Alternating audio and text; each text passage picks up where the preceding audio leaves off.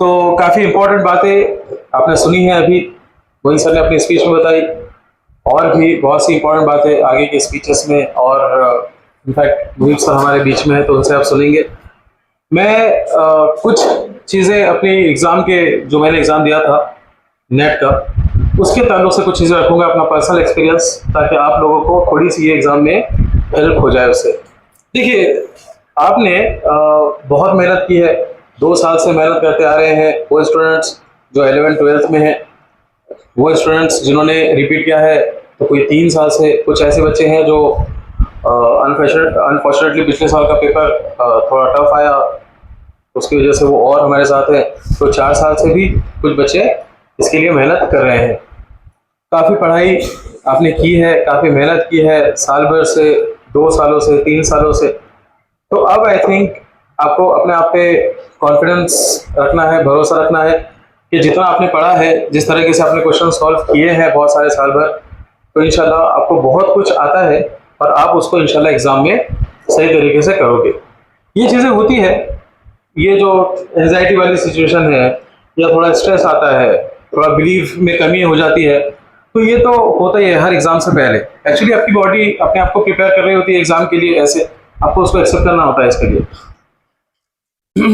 मैं आपको अपने एग्ज़ाम के टाइम की बात अगर बताऊं, तो हम एग्ज़ाम से पहले वहाँ पे हमारे सीनियर्स बोलते थे एग्ज़ाम के 2 दिन पहले से कोई पढ़ाई नहीं करनी, कोई मूवी देख लेना है, बिल्कुल सोना है, पढ़ाई के तक कोई बात नहीं करना, ठीक है।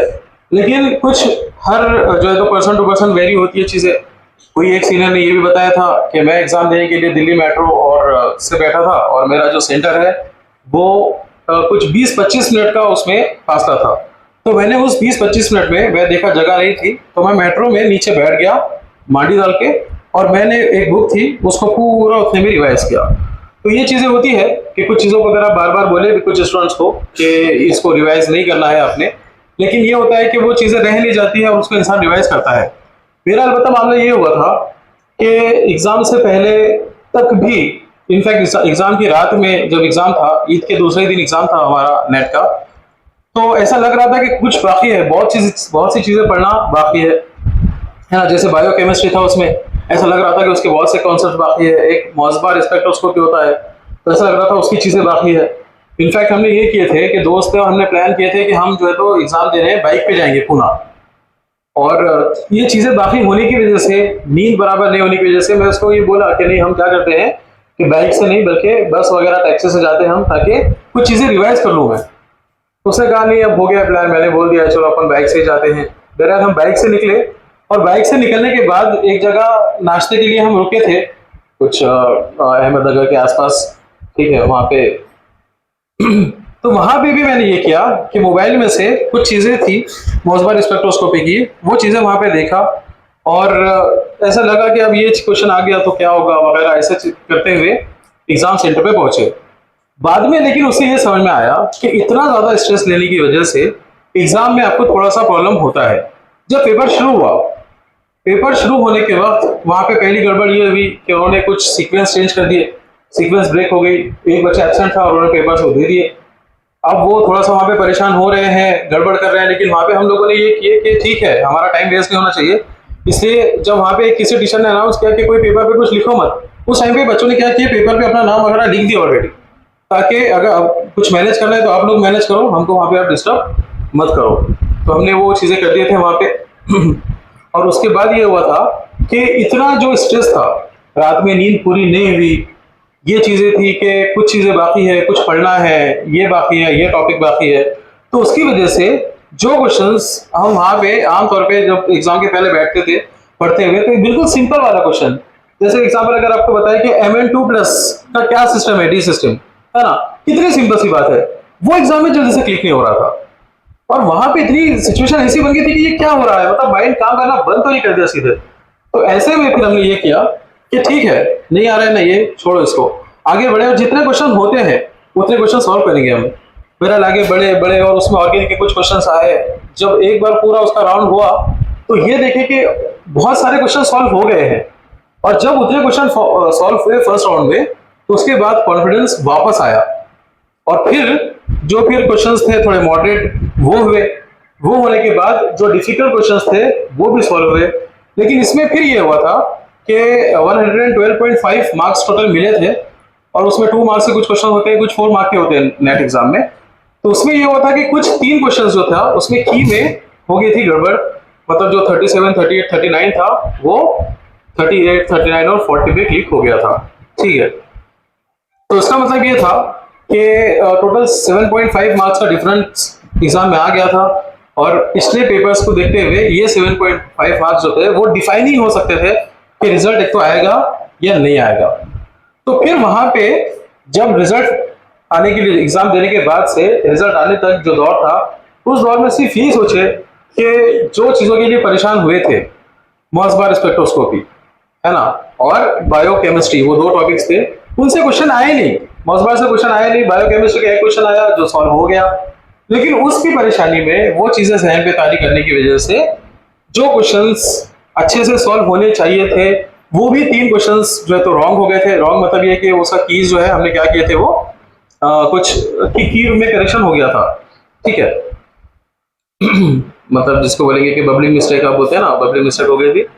तो उसमें वहां पे फिर बाद में ये ख्याल आया कि अगर एग्जाम के टाइम पे थोड़ा सा और काम रहते, अगर है ना, अपने आप पे कॉन्फिडेंस रखते, बिलीव रखते, तो और भी बहुत ज्यादा बढ़िया मार्क्स मिल सकते थे। ये जब रिजल्ट आया तो उसके बाद देखे कि काफी अच्छा मतलब रैंक आ गया था, सब चीजें हो गई अल्हम्दुलिल्लाह। लेकिन वो जो सिचुएशन है कि वहां पे कुछ क्वेश्चन गलत हुए थे, वहां पे और इम्प्रूवमेंट किया जा सकता था अगर पहले ही काम रहते। तो इसलिए आप लोगों के लिए अभी सिर्फ यही है मैसेज कि आपने जितना भी पढ़ा है, जितने क्वेश्चन सॉल्व किए हैं, डाउट सेशंस में भी कभी ऐसा होता है कि कोई क्वेश्चन आप लाते हैं और फिर उसको बताते बताते आप खुद उसको सॉल्व कर लेते हैं। ठीक है, तो इसका मतलब ये है कि आपको सब्जेक्ट आपका है ठीक ठाक। ऐसा तो होने वाला नहीं है कि आप 10 दिन में आप वो चीज़ें पढ़ लेंगे जो आप पिछले साल भर से आपकी पढ़ना रह गई थी। इसलिए बस आपको क्या करना है, कॉन्फिडेंट रहना है अपने आप पे पूरी तरह से। ठीक है और थोड़ा कूल रहते हुए एग्जाम देना है। लास्ट टाइम जो मिस्टेक्स हुई थी बच्चों की वो ये हुई थी कि फिजिक्स थोड़ा डिफिकल्ट था। अपना एक बच्चा था अहमद, अगर आपके क्लास में आपको पता होगा कि किसी ने ये सोचा ही नहीं था कि अहमद को 650 से नीचे मार्क्स आ सकते हैं। लेकिन उसकी गलती ये हुई कि उसको एग्जाम में, जब उसने एग्जाम लिखना शुरू किया तो जो पहले के 10 मिनट होते हैं उसमें उसने क्या किया, कुछ पेजेस टर्न किए और कोई क्वेश्चन उसने देखा कि पेपर शुरू होने से पहले मैं 1-2 क्वेश्चन सॉल्व कर लेता हूँ, और वो क्वेश्चन फिजिक्स का था। और फिजिक्स के भी वो क्वेश्चंस थे जो शायद लेंदी थे और जो उसके सॉल्व नहीं हुए, वो वहीं पे परेशान हो गया। अभी पेपर का टाइम एक्चुअली स्टार्ट हुआ नहीं है और वो परेशान हो गया वहीं पे थोड़ा पैनिक मुझे लगा। अब जब पेपर स्टार्ट किया उसने, जब बेल हुई, जब टीचर ने कहा कि आप ये पेपर शुरू कर सकते हैं, तो उस टाइम पे जहां उसको बायोलॉजी से शुरू करना था उससे पहले वो क्वेश्चन पे जाके देखा कि फिजिक्स का क्वेश्चन सॉल्व मेरा हुआ क्यों नहीं, है ना। और जब वहां देखा उसने फिजिक्स ऐसा था, देखा उसको कि फिर वो वहां से क्या हो गया, बहुत ज्यादा परेशान हो गया। जो बहुत अच्छा कर सकता था वो केमिस्ट्री में, बायोलॉजी में, वो भी उसका अफेक्ट हुआ और मतलब उसके 500 से भी कम मार्क्स आ गए। अब हमारे लिए एक बेटर चीज ये है लास्ट टाइम के कंपैरिजन में कि लास्ट टाइम के बच्चों को ये चीज पता नहीं थी। वो तो ये समझ रहे थे ना, 2018 के बाद से जो पेपर्स आए हैं उनका डिफिकल्टी लेवल उतना ज्यादा रहा नहीं। 2018, 19, 20, 21 ठीक है, इनफैक्ट 2024 बहुत सिंपल पेपर, वो तो ऐसे ही समझ के उनके माइंड में था कि पेपर ऐसे रहेगा। और उनके लिए जो पेपर आ गया उनके लिए एक बहुत बड़ा सरप्राइज था। आपके लिए एक बात ये है अच्छी कि आपको अब कोई सरप्राइज नहीं मिलेगा, है ना। आप इस चीज के लिए रेडी हो कि अगर पेपर टफ भी आता है, ठीक ठाक टफ भी पेपर आता है, तो आप उसके लिए तैयार हो। आपको पता है कि टफ भी पेपर आए तो हमको एटलीस्ट क्या करना है, कितने मार्क्स स्कोर करना है, कितने क्वेश्चंस जो है हमको उसमें से सही सही निकाल लेना ही है। ठीक है, मतलब आप पहले से प्रिपेयर्ड हो और अगर पेपर इजी आता है तो आपके लिए तो बहुत अच्छी बात हो जाएगी। लेकिन वो बच्चे उसके लिए क्या थे, तैयार नहीं थे। तो पहला बेनिफिट तो हमारे पास यही है कि एटलीस्ट ये लास्ट टाइम जो हो गया बच्चों के साथ, हम बोलते हैं ना कि अगला गिरा पिछला होशियार, ये जो कहावत सुनी होगी आपने कभी, तो वो हमारे साथ हुआ है कि हमको एटलीस्ट ये है कि अगर पेपर अब डिफिकल्ट भी आता है तो हम उस तरह से उतने पैनिक मोड में नहीं अब इंशाल्लाह जाएंगे।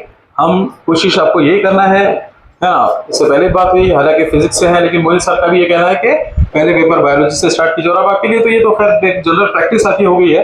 बायोलॉजी से पेपर स्टार्ट करना इसलिए होता है कि 1 घंटे में अगर आपका मतलब हो गया पेपर 360 मार्क्स, 350 मार्क्स, 345, तो आपको एक बहुत इत्मीनान लगता है कि चलो हाफ डन हो गया हमारा, या हाफ से भी ज़्यादा हो गया।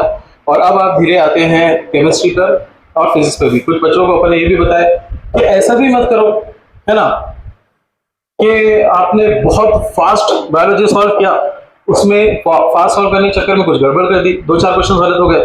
केमिस्ट्री फास्ट सॉल्व किए, कुछ 2-4 क्वेश्चन ऐसे थे जो सही हो सकते थे, वो नहीं हुए। और फिजिक्स पे आप गए, फिजिक्स पे आपने बहुत सारा टाइम लेके गए, लेकिन फिजिक्स पे जब आपने क्वेश्चन सॉल्व किए उसके बाद 6-7-8 क्वेश्चन तो ऑलरेडी ऐसे होंगे वहां पे जो आपको शायद सॉल्व करना नहीं आए थे लास्ट टाइम पे, लेकिन जल्दी करने के चक्कर में आपने बायोलॉजी और केमिस्ट्री से भी कुछ टाइम क्या किया वहां पे, कुछ क्वेश्चंस खराब कर दिए। तो ये चीजें जो बीच में आई थी उसका ये है कि एक टाइम जितना बायोलॉजी के लिए चाहिए वो तो सर बताएंगे आपको कि 45 मिनट्स जो भी है, बहुत कम स्टूडेंट होते हैं जो 35 मिनट्स और 25-30 मिनट्स माइन वगैरह थे हमारे पास करते थे। लेकिन ऐसी चीजें करने के चक्कर में ये ना हो कि कुछ बबलिंग मिस्टेक हो जाए, बायोलॉजी से 3-4-5 क्वेश्चन गलत हो गए और हमारे जो है ना एक अच्छा कॉलेज मिलते मिलते कोई मॉडरेट कॉलेज हमको मिल गया, या फिर ऐसा हो कि सिलेक्शन ही ना हुआ कुछ का। तो इसलिए पहले श्योर बनाओ एक एक मार्क्स को, है ना, एक एक क्वेश्चन को अच्छे से सॉल्व करके। ऐसी चीजें मत होने दो कि कॉन्सेप्ट सही था लेकिन क्वेश्चन देखे नहीं, बबलिंग मिस्टेक हो गई, नोट नहीं पढ़े, ये चीजें मत होने दो। कॉन्फिडेंट हो, अच्छे से क्वेश्चन सॉल्व करो, ठीक है। और फिर आप मतलब आपके अगर आपने मतलब जो डिसाइड किया है उस टाइम के हिसाब से आप बायोलॉजी, केमिस्ट्री और फिर फिजिक्स पे जा सकते हैं। हो सकता है वहीं सर को थोड़ा ये ठीक ना लगे बात, लेकिन ये चूंकि जनरल प्रैक्टिस में आई है कुछ बच्चों के साथ, तो इसलिए उनको दो एक्चुअली क्लास 12 के बच्चे थे वो, तो उनके लिए खास बात हुई थी। चाहे कि इसको सब में भी ये बोल दें कि ऐसा ना हो कि रश के चक्कर में चीजें गलत हो, ठीक है। तो कॉन्फिडेंट रहिए, बहुत कुछ आप अच्छे से पढ़ चुके हो, अच्छे मार्क्स आपने स्कोर किए हैं। अब लास्ट टाइम के पेपर के बाद डिस्टर्ब सभी हैं और पेपर इधर से भी थोड़े टफ सेट होके आए हैं।